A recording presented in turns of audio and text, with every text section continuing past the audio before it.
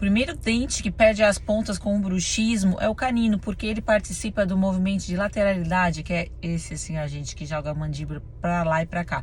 Então eu desafio você a pegar uma foto e ver que como antigamente você tinha pontas nos caninos e hoje já não tem mais tanto, porque claro, você usa fisiologicamente, mas também você faz o bruxismo e perde as pontas. E pontas de dentes denotam juventude, por isso jovens têm mais pontas que adultos, que é normal. Então pegue uma foto e depois me conta aqui.